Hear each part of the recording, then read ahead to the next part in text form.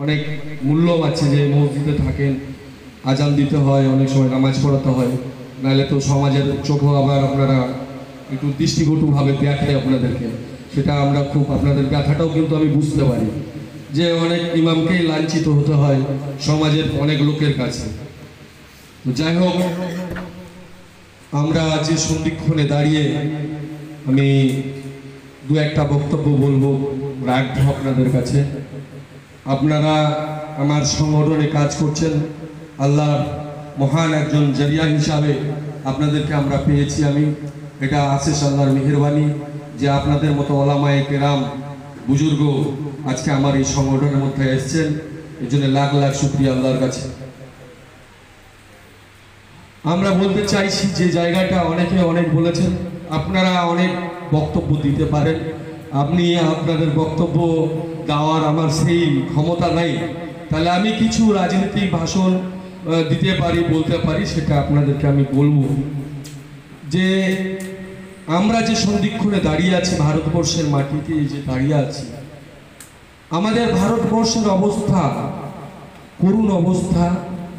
যে করুণ অবস্থাটা হয়েছে একটা, সেটা হচ্ছে ভারতবর্ষের মাটিতে একটা জাতিকে টার্গেট করছেন এই জালিম বাদশা নরেন্দ্র মোদী। আপনারা প্রত্যেক দিন বিবৃতিতে দেখতে পাচ্ছেন। ভারতবর্ষের সংবিধান লিখছিলেন ডক্টর বি.আর. আম্বেদকর, যে সংবিধানের পাতাটা থাকবে কিনা সম্প্রীতি, ভ্রাতৃত্ব আর গণতন্ত্র থাকবে কিনা সেটা আমার জানা নেই। এটাই হয়তো লোকসভার শেষ ভোট হতে পারে আপনার জীবনে। তাই আলেম সম্প্রদায়ের কাছে আমার বিশেষ করে অনুরোধ রাখবো যে আপনারা এগিয়ে আসুন। 1947 সালে ভারতবর্ষের ইতিহাসের পাতাটা আপনি তুলে দেখুন। 1947 সালে ওলামায়ে দ্বীন এবং ওলামায়ে কেরাম, ইমাম মুয়াজ্জেমরা প্রায় রক্ত ঝরিয়েছিল ভারতবর্ষের স্বাধীন করার জন্য। 46,000 ইমাম মুয়াজ্জেমের গণকবর হয়েছিল সে দিল্লির মতো জায়গাতে। এই ইমামরা আপনারা আছেন, সে আজকে আমরা শপথ করব 2024 সালে আমরা আবার ভারতবর্ষকে স্বাধীনতা করব। তাই আমরা রক্ত দিতে রাজি আছি। এই ভারতবর্ষ জালিম বাদশা থেকে আমরা ছিনিয়ে নেব এই চেয়ারকে। যদি আজকে আমরা না ছিনাতে পারি, আমাদের ভবিষ্যৎ অন্ধকার, আমাদের দিন অন্ধকার, আমাদের আগামী দিনের ভবিষ্যৎ অন্ধকার। আমরা বলতে চাই, আমাদের মানবিক মুখ্যমন্ত্রী দেশনেত্রী মমতা বন্দ্যোপাধ্যায়, যার পরিবার সংসার পরিজন কিছু নেই, সারাদিন বুক চিতিয়ে ভারতবর্ষের মানুষের জন্য নয়, পশ্চিমবঙ্গের মানুষের জন্য আজকে বুক চিতিয়ে লড়াই করছে। কার জন্য? তার অট্টালিকা, তার বাড়ির জন্য নয়, সুরক্ষিত দাবার জন্য লড়াই করছে। সেটা আপনাকে মেনে নিতে হবে। আজকে ভারতবর্ষের যা ইতিহাস, ভারতবর্ষে যা চলছে, আপনারা প্রত্যেক দিন মিডিয়ায় দেখতে পাচ্ছেন। আজকে আপনারা অনেকেই বলেছেন, ওলামাই আমাদের ইমাম সাহেব বলেছেন, অনেক ঘটনাই বললেন। আমি বলতে চাই, এই সংবিধানকে বাঁচাতে গেলে, ভারতবর্ষকে বাঁচাতে গেলে আমাদেরকে এগিয়ে আসতে হবে ইমাম সম্প্রদায়ের মানুষকে। আর আপনারা এগিয়ে আসুন। আগামী দিনে আমাদের অস্ত্র নেই, আমাদের অস্ত্র নেই, আমরা গোলা বারুদ দিয়ে ভারতবর্ষ স্বাধীনতা করব না। গণতান্ত্রিক পদ্ধতি যে দিয়ে গেছে ডক্টর আম্বেদকর, সে গণতান্ত্রিক পদ্ধতিতে আমরা এই ভারতবর্ষকে স্বাধীন করব, তার অঙ্গীকার আমাদেরকে করতে হবে। অনেকে বড় বড় কথা বলছেন, আমরা শুনছি। পার্লামেন্টে গিয়ে কি বলছে? মাল্লাতে জঙ্গি তৈরি হয়। লকেট চ্যাটার্জি সেদিন কি বললেন? পার্লামেন্টের ভাষণ আমার কাছে রেকর্ড করা আছে, যে সন্ত্রাস তৈরি করা হয়। মাদ্রাসাতে সন্ত্রাস হয় না, মাদ্রাসাতে ইমাম তৈরি হয়, হাফেজে কোরআন তৈরি হয়, ওলামায়ে দ্বীন কেরাম হয়, যারা পথ প্রদর্শন করে সারা ভারতবর্ষকে আজকে দিনের আলোতে নিয়ে আসে। সেই ইমামরা তৈরি হয় এই মাদ্রাসার বুকে। আর আপনি বলেন সেখানে মৌলবাদী সন্ত্রাস তৈরি হয়। আমাদের একটাই বক্তব্য আপনাদের কাছে আমি বলতে চাই, আমাদের মানবিক মুখ্যমন্ত্রী দেশনেত্রী মমতা বন্দ্যোপাধ্যায়, আজকে আপনারা বলুন, যদি আজকে ভারতবর্ষের যে গুজরাটে 25টা সিট নিয়ে যদি প্রাইম মিনিস্টার হতে পারে, 25টা সিট নিয়ে যদি আজকে তারা যদি 25টা সিট মাত্র এই গুজরাটে স্বরাষ্ট্রমন্ত্রী হতে পারে, তাহলে আমরা 42টা সিট নিয়ে কেন এখানে পশ্চিমবঙ্গে প্রধানমন্ত্রীর দাবিদার হতে পারবো না? আপনারা বলুন। জুমলাবাজি সরকার, জালিম সরকার ভাওতা দিয়েছেন আমাদেরকে, প্রতারণা করেছেন আমাদেরকে। আমাদের কি অপরাধ ছিল? জুনেদকে পিটিয়ে মেরে দেওয়া হলো, আখলাককে পিটিয়ে মেরে দেওয়া হলো, পেরু খানকে পিটিয়ে মেরে দেওয়া হলো, আফরাজুলকে পিটিয়ে মেরে দেওয়া হলো। কি অপরাধ ছিল আমাদের? মুসলিম হওয়ার অপরাধ ছিল আমাদের। আমরা চাই এই ভারতবর্ষের মাটিতে, সম্প্রীতির মাটিতে আমরা বসবাস করব। আর আগামী দিনে আমরা এই ভারতবর্ষকে স্বাধীনতা করে 24 সালে আমরা দেখিয়ে দেব উত্তর বাংলার মানুষরা প্রসূন ব্যানার্জিকে বিপুল ভোটে জয় করাবেন। এই অঙ্গীকার আপনাদেরকে করতে হবে। কংগ্রেসে বড় বড় কথা বলছেন, কংগ্রেস কি করেছেন? আমরা গনি খানকে ভালোবাসি, শ্রদ্ধা করি। কংগ্রেস বেঈমানি করেছে।